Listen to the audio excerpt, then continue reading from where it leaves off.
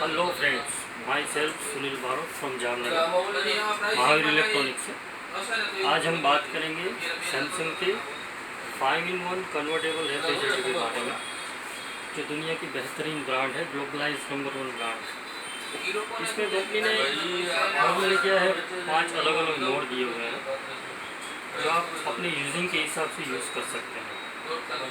तो 5-in-1 refrigerator में basically क्या होता है कि 185 लीटर की आपको एक्स्ट्रा स्टोरेज कैपेसिटी मिलती है, और उसके साथ आप 75% तक एनर्जी सेविंग कर सकते हैं, एंड 15,000 रुपीज़ तक आप सेविंग भी कर सकते हैं।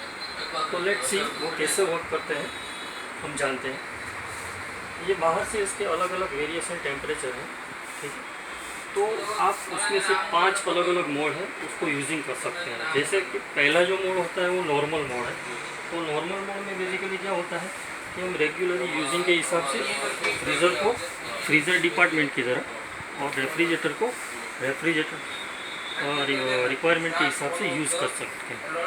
सेकंड वन जो ऑप्शन है वो उसको हम सीजनल मोड बोलते हैं। तो सीजनल मोड में बेसिकली क्या होता है, जैसे विंटर की सीज़न है तो विंटर में बेसिकली हमारे फ्रीज़र का इतना यूटिलाइजेशन नहीं होता है, नॉर्मली रेफ्रिजरेटर का यूटिलाइजेशन होता है। तो कंपनी ने उसका बेहतरीन एक सॉल्यूशन निकाला हुआ है कि आप ऊपर के पार्ट को बंद करके नीचे के पार्ट को ऑन कर सकते हैं।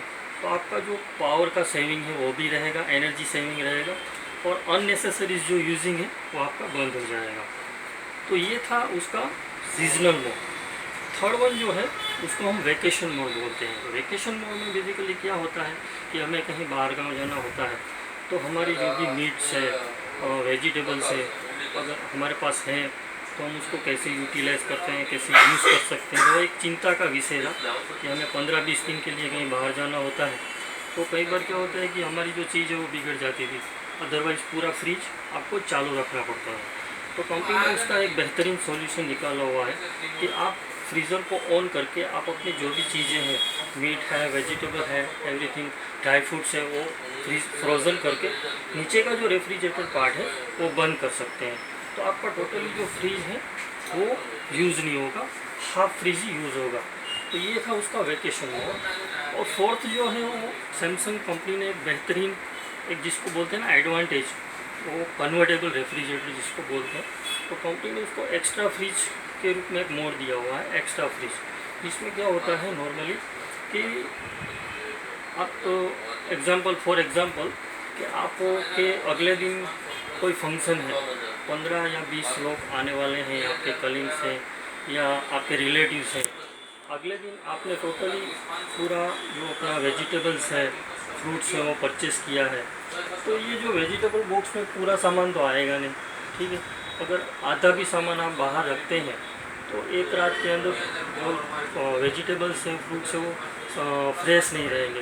तो कंपनी ने उनका एक बेहतरीन यूटिलाइजेशन किया हुआ है कि आप जो फ्रीज़र को रेफ्रिजरेटर में कन्वर्ट करके आपके जो भी वेजिटेबल्स हैं, ड्राई फ्रूट्स हैं, वो आप स्टोरेज कर सकते हैं।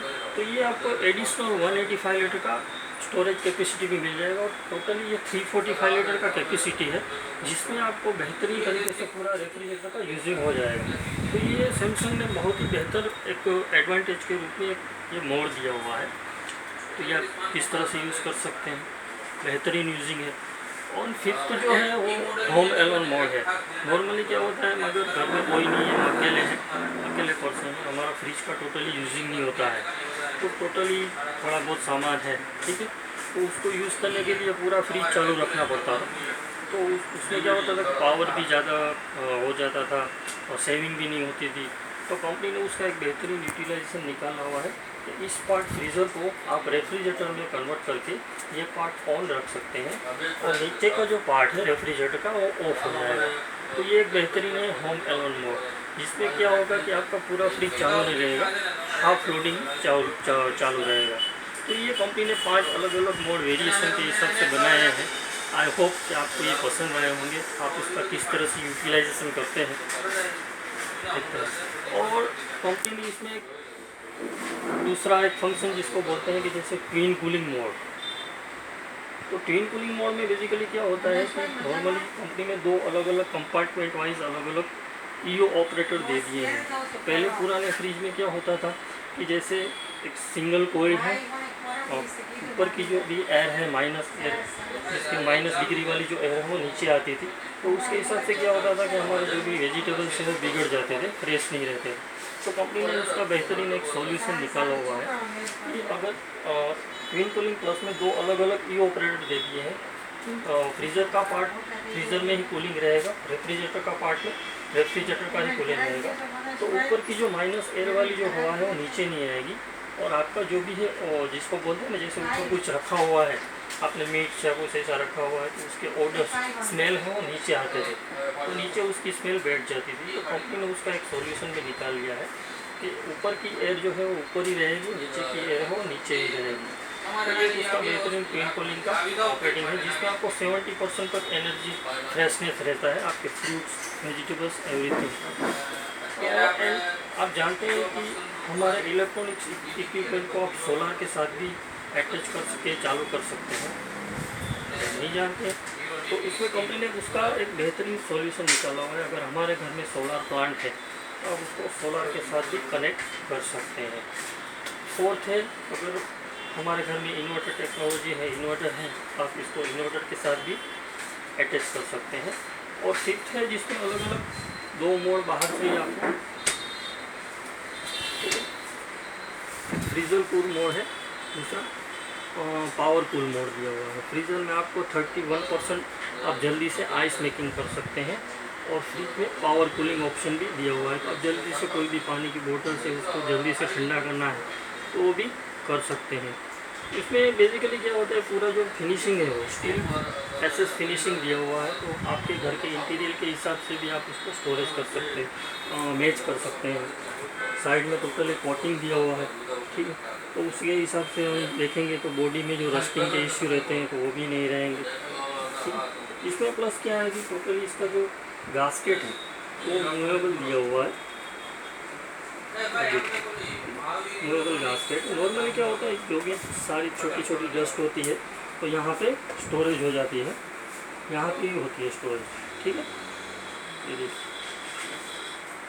तो उसमें क्या है, आप टोटल ये जो गास्केट है हर 15-20 दिन में निकाल के आप इसको वॉश करके वापस भी लगा सकते हैं।